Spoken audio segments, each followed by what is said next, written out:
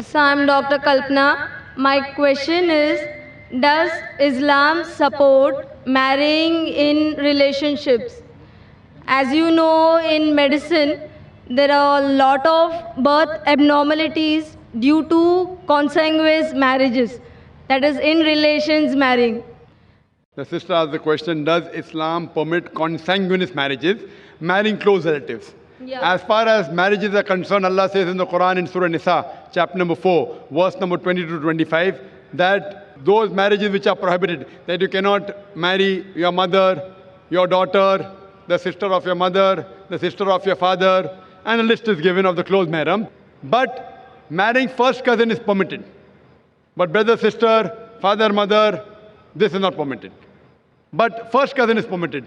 Today science tells us that directly if you marry, the blood brother and sisters marry, there are high chances of abnormalities. There can be genetic problems.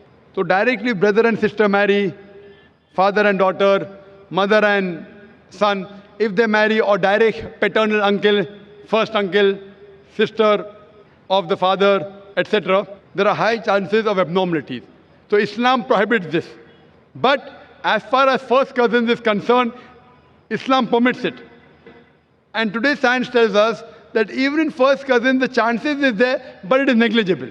Genetic problem can even come if two people, boy and girl, even if they are unknown, even if they are not relatives, yet there can be a genetic problem in them.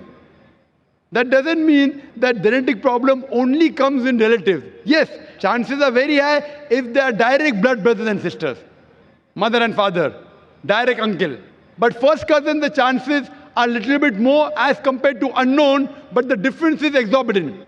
Therefore, the hadith, according to Dr. Zakir, there's a hadith in which the Prophet said that do not marry continuously, generation after generation, amongst your first cousin. So generation after generation, we keep on marrying, then there is a problem. Otherwise, even medical science says, generally it's no problem, but generation after generation, if you keep on doing this, first cousin marries again first cousin, then the chances rise a bit. Otherwise, normally, there's no problem at all. Hope that answers the question, sister. Thank you.